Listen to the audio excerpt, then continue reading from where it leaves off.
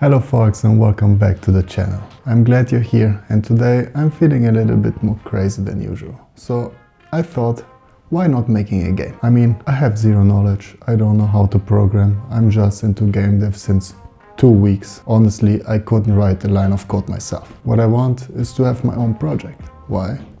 Keeps me motivated. And I want to see how difficult it can be to just create a really simple project. I hope you like this idea, stick around and see you in a second. So let's do it like the professional. Let's take our pen and of course our legendary notebook. Let's open it up and search for a blank page.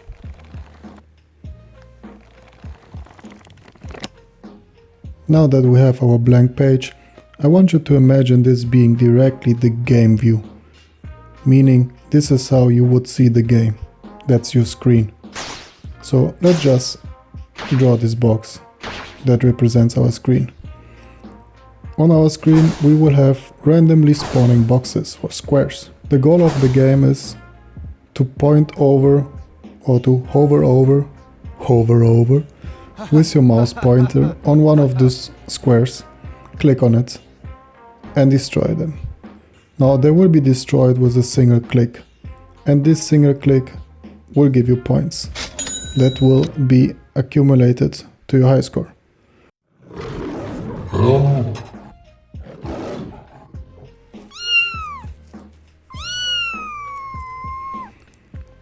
Now, if I get this one done, that would be already awesome. Of course, since I'm so bad programming, what means bad, I just don't know what I'm doing, this already would be a great achievement. However, I want to go a little step further. My idea is that whenever you click on one of those squares, that they split in two, and they're not yet providing any points. So once you have split them in two, you have to click on these two smaller squares again, and this will split in two for third time or second time. Yes, I'm bad at math as well, so I'm sorry for that. Now, once you click on the little boxes, the last one that spawned, only then you will be accredited some points. Why is that? Well, just to spice things up, to don't have it too simple. And since the boxes are getting smaller and smaller each time you're dividing them, it's getting more difficult to actually click on them. The last thing would actually be to make a mobile game out of it, since I think it's a good model as a foreign hyper-casual game that you can just play with your fingers.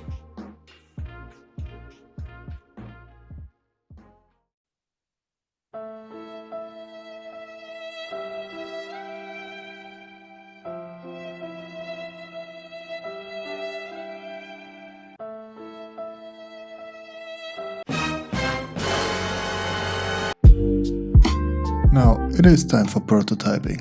Look at that squishy face. We could of course use directly some shapes or graphs in Unity for our prototyping. However, since we have Aseprite available, it would be stupid to don't use it. Well, it wouldn't be stupid, you would save time, but I want to use it, so let's move ahead. You already know that I suck at programming, and I suck even more at art, so I don't even know why I'm doing this. Well, maybe I know. It's just fun. So, my idea here is to kind of quickly draw some cubes or squares, or call them the way you prefer. And these are the squares we were talking about previously, the ones that we will click on and destroy. Now, I did a bit of double work here. I probably just needed 3 different sprites, meaning the big cube, the half cube and the quarter cube. However, I wasn't thinking straight when I was doing that graph, so I made them double, which in the end doesn't harm anyone.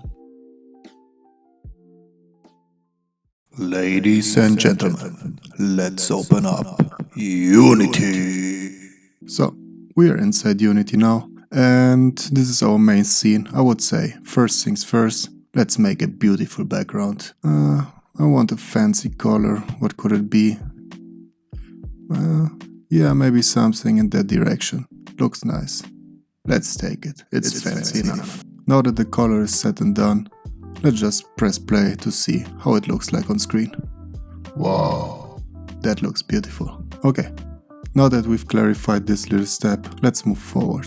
The next step is to import the sprites that we just created in Aseprite. I've done this before in one of the tutorials, and I think I somewhat remember what to do.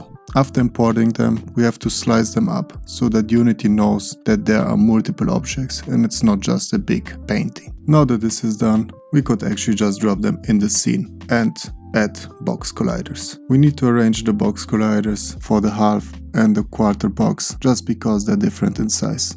Of course, we need to create prefabs out of them so that we can reuse them in the future. But first things first, let's open up Visual Studio and create a script. By now you probably know I have no clue what I'm typing here. So what I did was I just googled, and Google told me that there is a code, so I just typed it in my Visual Script editor and it worked. This code basically says that every time I click on that specific game object, it will destroy that game object. Let's have a look in the game scene to see how this code works. Every time I click on one of these squares, it disappears. It's great. The next step is to make them spawn randomly, so that it actually can become a real game. Because, let's be honest, it's quite boring to just press or click on some squares if they are not popping up randomly. Right. I hope you enjoyed watching this video as much as I enjoyed making it. If you did, don't forget to leave a like and a comment. As always, stay safe and see you soon. Subscribe.